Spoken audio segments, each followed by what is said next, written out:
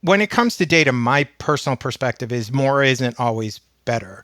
You do have these people, and I'll go back to, you mentioned that I teach, I'll go back to is like, I can't grade the paper that you never wrote, right? I can't, always waiting for the exact right data to tell us exactly what to do gets in the way of making the decisions we need to make.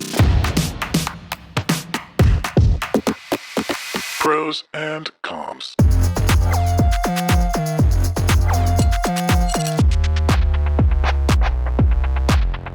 Welcome to Pros and Cons, Engagement Unplugged. I'm Laura Smith.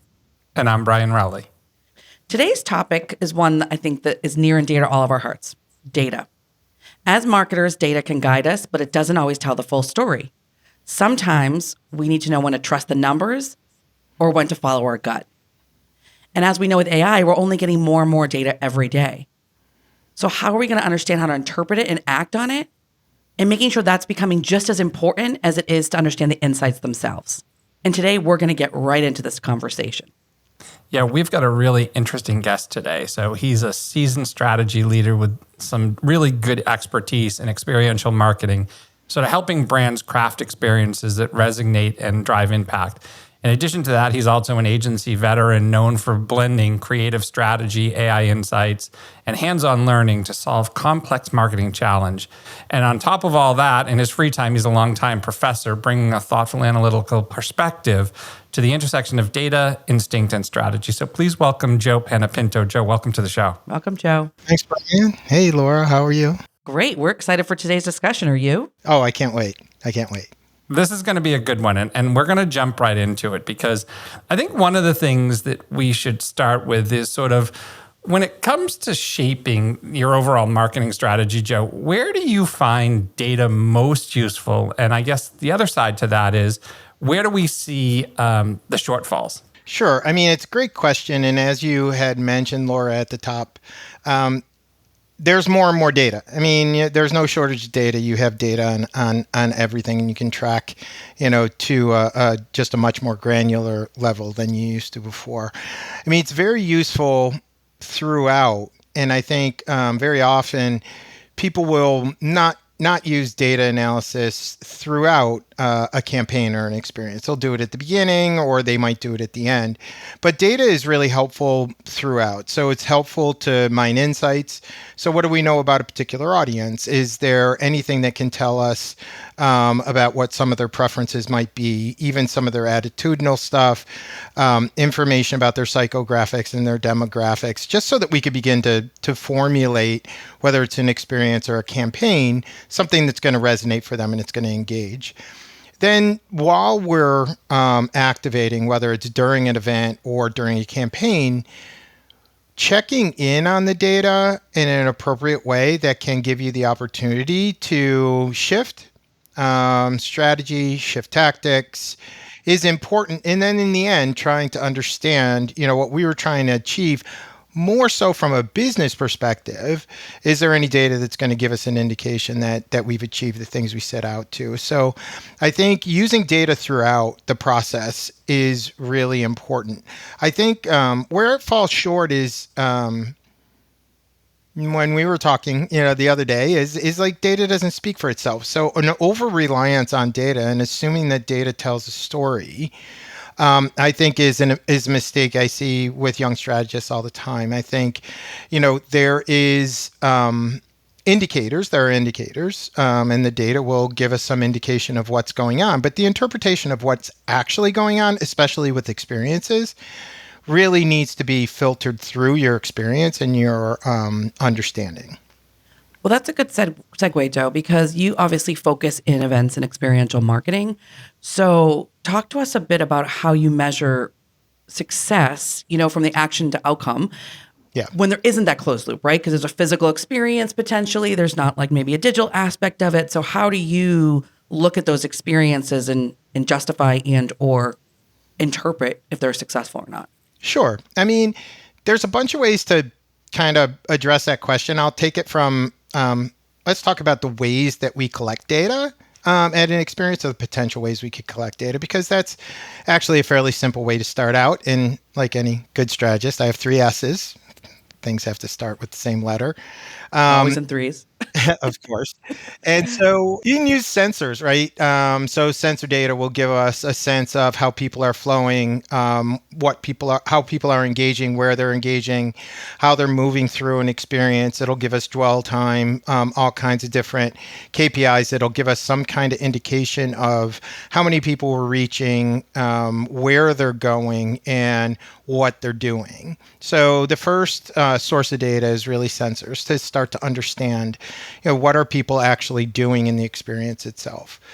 We could use surveys, right? We do pre and post surveys. We could do pre, post, and during surveys. We can, do all kinds of things, asking people, what they're thinking, what they're doing, what the next action is, what their, interpretation of what kind of knowledge we might be transferring to them is. And that gives us a different level of data and a different sense of data because it's something that's interpreted by the participants. So we could collect sensors for what are people doing, where are they going, surveys for how are they feeling, what are they intending to do. And then we can look at social, and this is one of the areas that is, I think, undervalued in terms of value proposition for experiences, because experiences are content generators, and the opportunity to use an experience, whether it's a fan fest is a great idea or a great example, whether you use that as a platform for creating content, and then what impact did that content have. So really that gives you a pretty rounded view if you think about what are people doing in the actual experience, how are they feeling about it, and what are they intending to do, and then what kinds of actions have they taken. That kind of covers the gamut of a spectrum that you want to collect data for to give you an indication of whether you're doing what you need to do. And does that resonate with clients or customers? Like, do they get it? Because it makes sense. And that it makes sense. Like there's data there. There's obviously you're gathering research, all of that. So piecing that together, interpreting it, will tell a story. But I could see some customers or clients in your world, maybe are like, that's not enough. Yeah. Where do I, is it, are we making money off of this experience? And does that hold you up? It's a great question, and it's one that's asked all the time. And you do see both. You do see both ends of the spectrum. I think you all know, right? You have people that don't want to measure if they're not being measured. They don't want us to measure it because they're not being measured internally, and they feel comfortable if their boss feels like it's successful. It's successful. That's not a very strategic way to go about it, and probably not a very long-lived way to go about it. But the desire to go from any kind of marketing intervention or any kind of marketing tactic to sale is the holy grail. It's what everybody wants. They want to understand what contribution did this particular interaction with the client have on their decision to make a purchase. Well, we don't often have, you mentioned at the top, we don't often have a closed loop where we have, identities of people that we can then track through, all the different touch points. Digitally, we get a more closed loop system, right? From prompt all the way through to purchase. But experientially, it drops off very, very typically. It will drop off. So we have to rely on the fact that we are a part of the marketing mix and an important part of the marketing mix, and where we can run experiments, natural experiments, I would say, where someone is exposed to an experience but not exposed to an experience, and we can compare and see where, in this closed loop system, whether they are purchasing more often or more, is kind of the closest that we can get. In general, though, for experiences, it's about brand lift. It's about engagement. It's about, a couple single questions. Is this a brand for me? An NPS question. So a net promoter score question. Would you recommend this? Those are all correlated very highly with purchase behavior. So we could use those as proxies, but going from an experience to sale is very difficult. And clients are asking for it all the time, and we're getting closer and closer as we try, and as the technology gets better. But that is a challenge, and it's currently not solved. And we'll talk about this a little bit further, but later on here in this conversation, because I think AI also has a play in there, right, to help us get to that point. But before we go there, because you've talked on a couple of different things, and we said that, sometimes people don't want to be measured because they're not expecting to be measured. But I think the other side to that too is sometimes people fall into that analysis paralysis mode where they have so much data that they don't actually know what to do with it, or they're sort of expecting sort of the magic number, right, to guide a decision. So I'm not so sure that they don't want to be measured as much as, okay, now that I have this, I mean, we all fall victim to this. I can't tell you how much money we've spent over the years in roles of people who are collecting data. And my first question is always, okay, now that we have that, what do we do with it? Yeah. It's a great question. How is that changing the influence? So, I mean, recommendations there, like what is too much? When do you have enough? Because you mentioned frequent touch points, but when is there enough for you to start, or is it really like you start to use your gut at that point? I do think you start to use your gut. I do think you have to use your gut throughout, right? You have to look at numbers and you have to interpret them. So what do they suggest?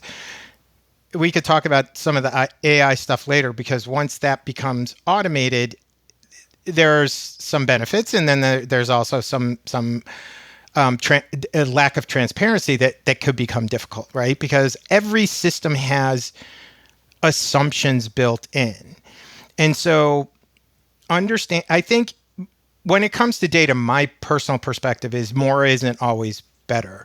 You do have these people, and I'll go back to, you mentioned that I teach, I'll go back to is like, I can't grade the paper that you never wrote, right? I can't, always waiting for the exact right data to tell us exactly what to do gets in the way of making the decisions we need to make in order to continue to, push forward in whatever, marketing objective we have. So I think that recognizing and thinking about data as on a couple of levels, right? There's indicators, and those indicators are going to give you some sense that needs to be interpreted on what's going on. And those indicators might, be positive or negative, and you start to look at those, and then you make some decisions based on it. And then the final outcomes, and those two things are very different, right? So the final outcome is what did someone actually do? And one point I like to make about surveys, which can be a little pedantic, but I can be a little pedantic, so is just, when you're asking people what they did, you're still asking them, right? There's still a possibility that they're not telling you the truth. So we actually have a fairly limited amount of actual outcome data, yet what we know in general is that, at least on the experiential side, is that when people interact with a brand in an experience, in a live face-to-face experience, their interpretation of this is a brand for me goes up significantly. That brand lift lasts longer than exposure to an ad. And their inclination and purchase intent goes up. And that all makes sense, because what an experience does is captures attention for a sustained amount of time. And so many other media don't necessarily do that. But the world of marketing and media always talks in, CPMs, right? Like what is our cost for an impression? And an impression at an event versus an impression on a scroll is very different, right? Well, you also have the humanistic element, right, to the experiential. And I think, Laura and I have had this conversation on prior podcasts, just the power of the people, and how do you even to what extent do you use people within the organization to help tell the brand story? Because that is what people interact with people. That's where the value sits there. And, if you look at it, it's almost like when we talk about it, the hardware and whatever we're producing on a screen complements that. But that's not necessarily the hero. The hero is our people at the end of the day, because people gravitate towards people, and that's what helps brands, in my opinion. Well, and that's I agree. I mean, the way we look at it is when you come together in an event or an experience, it's typically, we look at it as a cultural moment, right? Whether you're techies, whether you're Trekkies, or, whatever different culture you belong to, those experiences are an important moment in time for that entire, sub community or culture. And so they are more authentic and have more impact because it's concentrated, right? It's concentrated in your greatest fans. And I'm not just talking about fans of sports, but fans of products, fans of different companies, right? And so when you come together, that impact is much deeper because the attention is more important. The variety of inputs that we have. So when you think about scrolling through a screen, anything that comes across a screen, I would consider as one media. As one medium. It doesn't matter. Like we break up social, it's an ad. No one knows the difference between a social post and an ad, and an influencer post and a, paid or organic. They are interacting through a screen. In person, you interact in person, and there is some value to that lasts a longer time. And so trying to capture what that is, that's where we try to use, multiple methods. So some sensors, some surveys, some social, to try to capture that unique value. I'll give you an example. So very recently we ran a proof of concept. We were thinking, okay, one of the undervalued pieces of the value proposition for events is the content that they create. So is content that's driven by an event, at an event, more engaging and more positive than general brand content? So we grabbed, a dozen activations, B2B, B2C from the last year. We looked at, several million posts, not one at a time. I didn't do it all. Yeah. But we looked at, that's right. That would be impressive. But we looked at them, and what we noticed was that consistently across more than a dozen activations, content that was driven by an event or that was created at an event about that event for any particular culture was more engaging, and it was more positive. So, starting to think a little creatively about when you get people together, what value does that create for your brand is the first step. And then the next step is, okay, well, how can we measure that? What's going to give us some indication of whether that's actually true? Can we stick to the humanistic side of things for a minute? Because I do feel like that human role is important.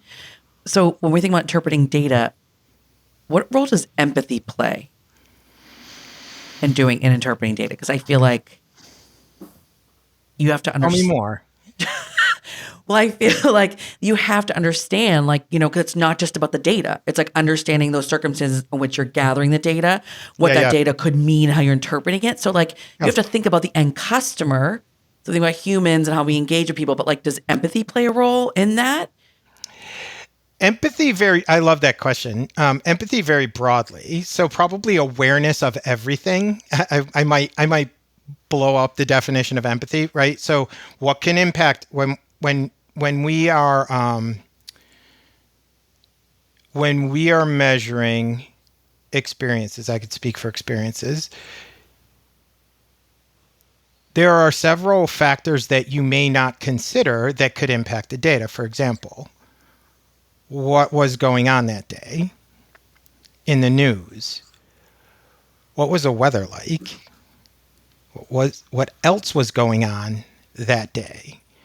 What was the traffic like, for example, right? So all kinds of things that you need to bring some interpretation, some interpretive skills to is really important. So looking at the data, and that's where it goes all the way back to, the kind of throwaway line of like data just doesn't speak for itself. Data never speaks for itself. Data is an indicator of something, and then you have to do some interpretation to understand and gut check, to your point. Like, how many times, have you looked at a report and you've said that doesn't feel right? Let me ask some more questions, and then found, the reason that, maybe the data didn't feel like, wasn't correct. And that's where I started to allude to, like, when this becomes a black box and you just get a report out, success, not success, do more of this, do less of that. I think that's very, I'm not going to say dangerous for a brand, because danger is a really alarmist Like, it's word. siloed. It's like siloed thinking. Right. And then it becomes, but then if you rely too much on systems to make those interpretations entirely, and there's no human in the loop, which when we talk about AI, we talk about the importance of human in the loop. When there's no human in the loop, there's also no differentiation, right? So, okay, I, subscribe to this service that does all the data interpretation for me and just tells me to do more of this, do less of that, and I don't understand why. That's going to flatten the differences between what marketing teams bring to the table. And I do think that marketing teams do make a difference. And I think, we talk about all the time balance. And I think that the humanistic side towards the automation side, there's a balance there. Because I will say that, in the 3 S's that you mentioned, when you look at survey, how many of us have been surveyed so many times that we're just like, not another one, I'm just not doing it. And I think that ties back to Laura's comment somewhat with empathy. I think we have to realize, what are we asking, and how does this not only benefit the company, but what impact does it have on the person who you're asking to participate? Because that also very much skews your results. Yep. And I think that's one area where I think AI, and we can transition into the conversation about AI, but I think that is one area where AI will definitely help us, because things like understanding, just as an example for us, right, in the digital signage space, our players have a neuroprocessing unit that's built into them that allows you, to process a lot of information. And so we're looking at things like gaze detection and all of that, object detection and all of those things, so that we don't have to ask people we're doing that, which, of course, borders on the line of, all right, now you're being creepy, but are you like, yeah, we're empathetic, but yet we're being creepy. So, I mean, I'm just curious, Joe, from your perspective, like, how do you think AI is actually going to impact the future of sort of this whole strategy and how that all plays together? Yeah, I mean, it's such a great question. I mean, AI is, it increasingly we're seeing it as, and it's being implemented in multiple ways for multiple stuff, right? And it's being embedded in all kinds of existing things. So to describe AI in general is I'll probably make errors about it. But when you think about the way I think about it, like what does AI excel at? Well, pattern recognition. And data analysis, pattern recognition. Now, the big models are doing better and better in pattern recognition by interpreting data, but they're not perfect, right? It's like this is one of those cases where, if you're wrong 2 out of 10 times, it really matters, right? Like I'll often use models to interpret Excel sheet data, right? I get a ton of data, and there's Excel GPT, and then there's versions of the same, right, in Perplexity, and there's gems on Gemini, right, where that are customized for data analysis. But I'll run it through all 4 models that I use on a daily basis. I'll take it and I'll see, just to see if there's any differences, because I'll tell you what, sometimes there is, right? And so, and then I have to say that number doesn't look right. But then I go to, Brian, it's funny because then I go to, okay, well, how is the next generation of people going to actually be able to interpret it and look at it and say that doesn't look right versus like, oh, that's what the machine told me. And I'm not denigrating, the next generation and say, oh, that's what the machine told me. But the more you automate things, the more difficult it is to interpret and understand what's going on and what the inputs are. And that's one of the downsides, I think, of automating so much. Stepping aside from, let's not even talk about AI in terms of intelligence, but just automation, and say the more I automate something, the less I understand actually how it works and what the ingredients are. And very often, understanding the ingredients that drive an outcome from the data perspective can go all the way back to designing something well, right? Like understanding which parts and pieces of an experience drive an outcome. So I think it's a mixed bag. I love the idea that we have more, you're collecting data that we didn't have before. Like how many people, there was one, I'm sure you saw it. There was one activation. It was several years ago where the more people looked at a billboard, the more it uncovered information, right, about a social ill that was going on that was behind the curtain. I think it was domestic abuse, right? And the more eyeballs that were on it, the more you saw it, the more, it exposed the issue. And it really made a point, right? So it was integrated into the actual experience itself. When we talk about sentiment recognition and facial recognition, I often think about, people have faces that, can I curse? I'm not going to curse. You can curse. You can Yeah, curse. right? It's like, what do you do with resting bitch face? I mean, what do you do with like when people are like, okay, well, geez, they're Bad mad, day. right? Even like, That's who they are. Just do it. right? It's like, okay, well, I'm going to mischaracterize that. But, it's like social analysis, right? Social analysis still is not, not still, it's not perfect, right? There are tools that interpret sentiment. There are tools that, interpret stuff. They get better and better, but there's still a need to interpret what you get back by triangulating a whole bunch of inputs. And that's what you probably got a sense, as I said, like, who sends a spreadsheet to 4 different models? Why don't you just send it to one? I mean, I'm that guy where I'm like, okay, I want as many perspectives as possible. Then I can begin to, sort through it. You like to nerd it out. A little bit. Yeah. Well, I can see I that. told my wife, I was like, this is like a video game. She said, no, it's not. Real life data. Yeah, it's work. But a lot of people, I think, look at the AI conversation as an either or. And I think that it's not, I don't think that's the discussion. I think the discussion is you still need that human interaction to be able to say, to your point, like, I understand the industry well enough that I can look at this data and I can call out or question parts of it because I know it enough. But we can't argue the fact that it does provide us access to a ton of information a lot faster than we would have ever been able to do it, so that businesses can make the pivots that they need to make a lot faster versus waiting for a campaign to run itself out, gather all the data, sit down, do a postmortem of the campaign. I mean, we can do this on the fly right now. Yep.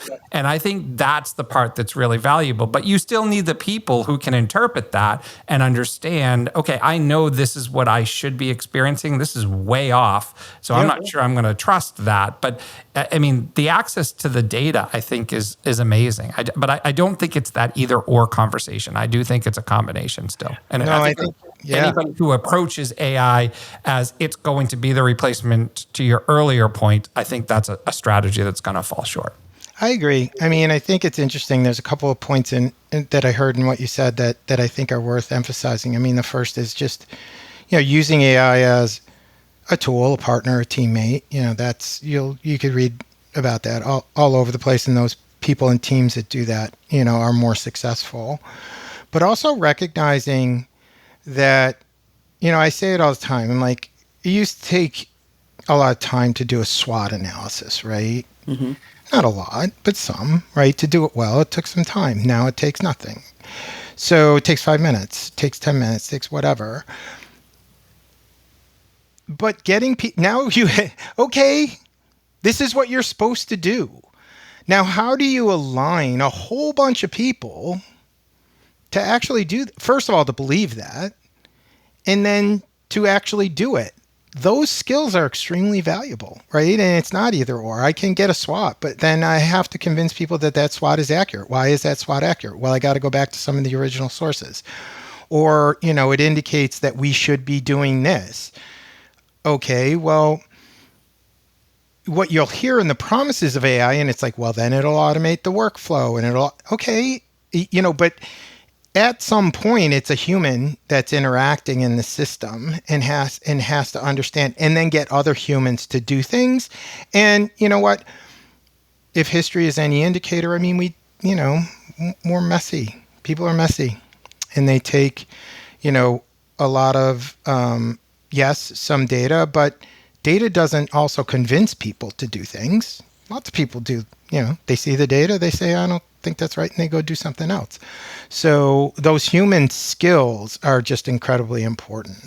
And I think that goes back to a point you talked about earlier too, is that the experience, right? Like experience over time, doing something, understanding it, and then in the newer generations, they'll be obviously data will be very much the forefront of what they're, like with AI and understanding that. But I do think we need to make sure that they understand that like it takes time and experience and exposure to certain things to be able to have that ability to interpret and do exactly what you're doing, Joe, because it just can't be system based. It has to. There's a reason why we have our jobs, and the reason why experience over 20 plus years matters. And I sometimes will say, have discussions with people, and I've said it before, and it's just, like you can disagree on something. And even if data is at the basis of what this, disagreement is about or decision making is about, sometimes I'm like, I know this because I've done this for a really long time. So trust that I'm going to take that data and I'm going to then obviously like filter that through lots of other pieces of information or experiences and have a different opinion and outcome and recommendation. And that may be looked at as like, oh, because I don't have the experience, I don't know. No, I just think you have to trust that like over time and over exposure to certain strategies or tactics, it matters and it can influence and work in combination with the data. It's that instinct. Yeah. And that's what it boils down to. Based on what I know, based on the time that I've been doing this doesn't look right. And I think that is perfectly okay to be able to step into this world that we're all stepping into and be able to say that, but also step into the world understanding, hey, this is a really powerful tool that can get me from point A to point B a lot faster so that I can then make my decisions based on that information. Well, I mean, I love what you were saying, Laura. I mean, it's now to talk about nerding out, right? So you're the internet. I'm old enough to remember when the internet, kind of everything rolled out, the internet, and it shifted. When I think about, what these general purpose technologies are going to do, right? I give a little bit of a hierarchy. It's like first they're going to impact tasks, then they're going to impact roles, then they're going to impact jobs, then they're going to impact departments, then they're going to impact divisions, and then whole organizations and whole industries, right? It goes that way. So when you were talking about the value of experience also shifts, right? So I'll give you an example that I see all the time.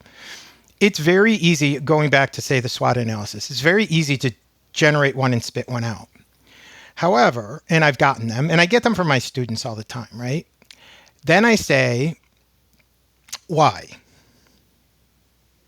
Why is that? And what does that mean?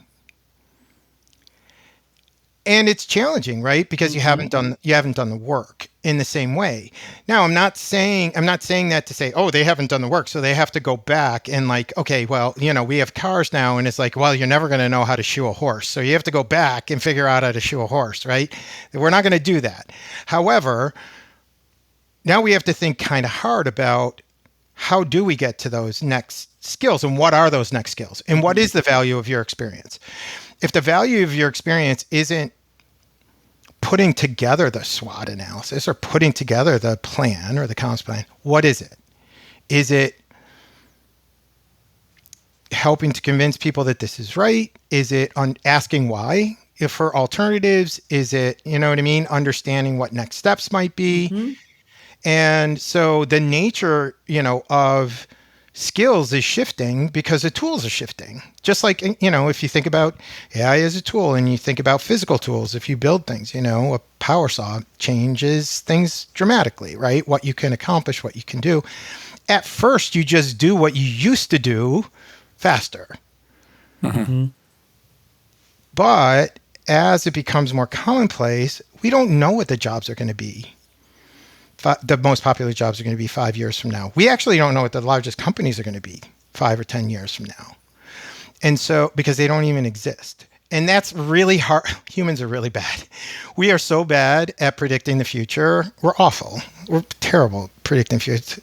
Tony Robbins, some of those people, maybe they're better, but they're not, but it's like we're horrible at predicting the future. We can't envision jobs that aren't here. And that's why those visionary people that start businesses and do things. Imagine starting a business today and what it would be like with the tools that we have. No, any business, not any industry, any business. Imagine what you're starting with, right? It's just like I said, like with the power tools, imagine starting, a house building business with a whole bunch of hand tools versus like a whole bunch of automated tools. Right. They show that. I think there's like that meme or that picture that Jeff Bezos in his first Amazon office, which is like, oh God, it's like an old computer and like papers on the wall, and that's all there is, And now think about like none and of a those roll papers. of stamps. Right? None of those papers or those big machines exist. It's like, yeah, it's crazy because that's right. Starting at a very different point to where we are now. If you're starting the business, yeah. And what's interesting? I'm sorry, just to build on that is like what I also talk about. Quite a bit is like you would have thought, right? Selling books online, Barnes and Noble. They're going to dominate. Nope. It was someone that started from scratch.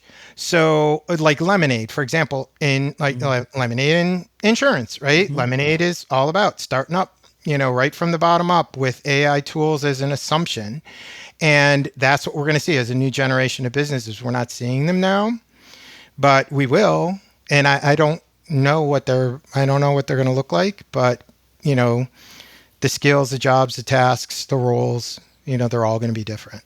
I think a lot of it will go back to some very basics, though, in that process. And that kind of goes back to the experience side of things, because there are certain things that I think every company needs. Because today, to be honest with you, starting a business today with the amount of information that is at your fingertips the day you open your doors or whatever the case may be is so much more robust than anything that I think any of us have seen during our careers and doing it. But there are some very key basic principles, right? Mission, visions, all those things, right? Around setting up and establishing, because I think you can get very lost in that. And I think it's easy to be in that analysis paralysis mode if you don't really understand who you are. We say it all the time as a brand. I think the biggest thing is for a brand to understand who they are and not try to be everything to everybody, because that never works. It's not a strategy. So I think those are some interesting things. Well, I feel like we've done data, we've nerded out, we've done AI. We're talking about all this stuff. This has been super fun, but we're going to segue to our hot seat segment. Step by step in the hot seat now. Hot seat, come on and play. Okay, welcome, Joe. This is a surprise. Joe does not know that he was entering into the hot seat today. And we have a jingle. I love it. Thanks, Joey. All right, so for today's hot seat, we're going to throw out some experiential and strategy trends, and we want you to tell us if it's overhyped or worth the hype. Quick, you could say one sentence, one word, whatever, however you want to. So we have like 6 to throw out here. So I'll start with metaverse marketing. Overhyped.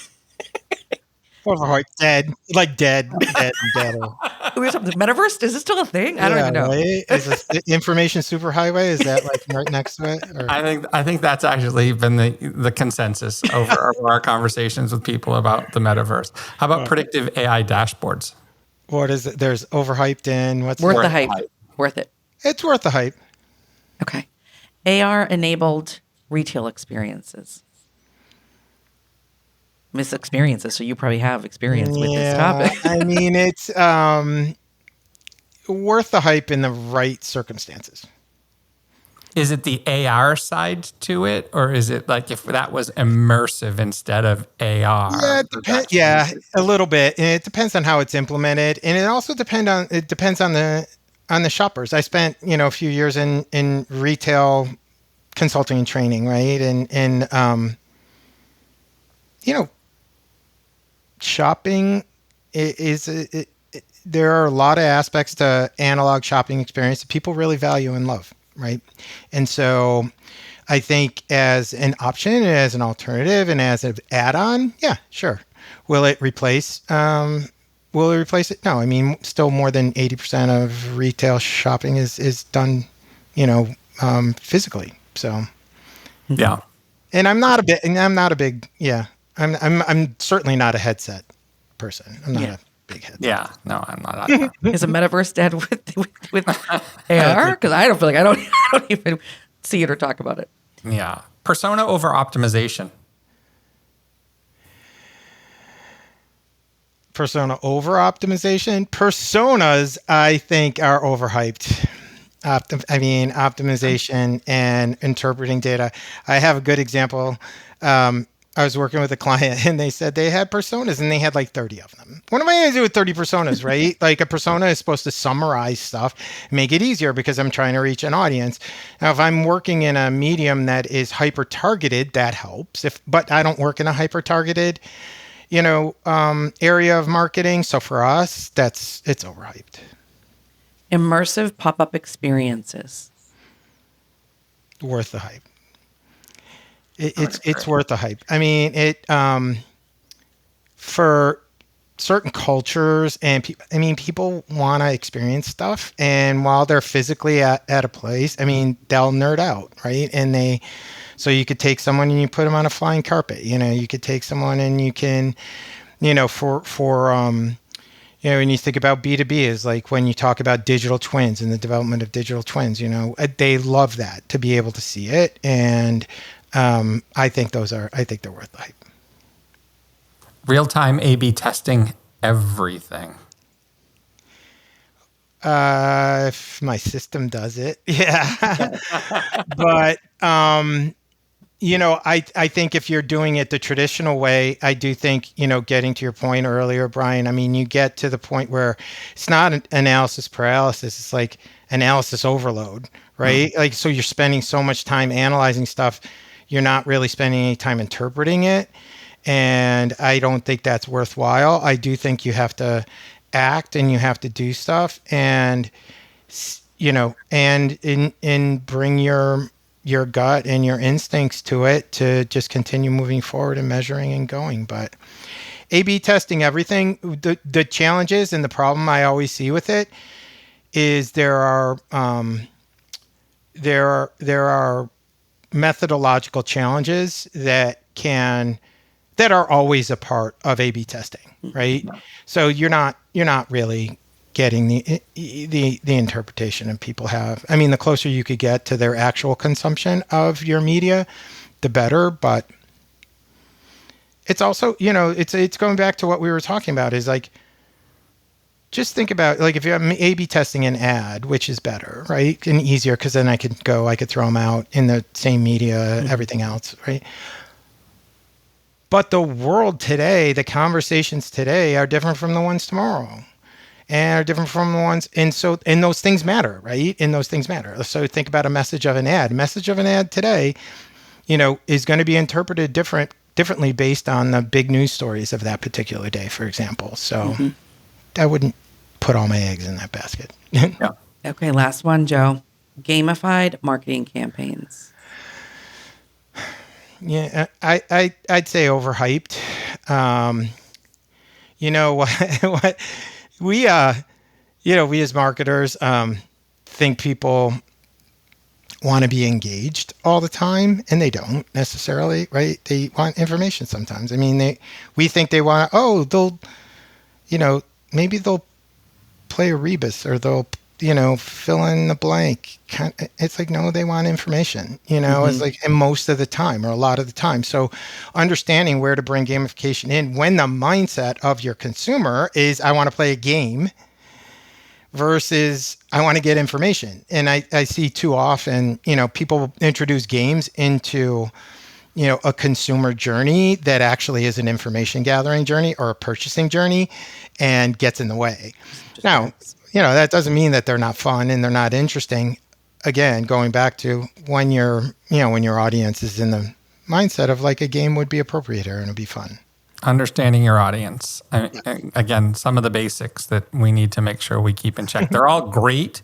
I mean, at least from what I think, there's some really cool tactics from a marketing perspective and as marketers that we can pull. But it's understanding where your audience is in their journey and putting those tactics in place in the right places and not the wrong places. So to your point, you don't slow down.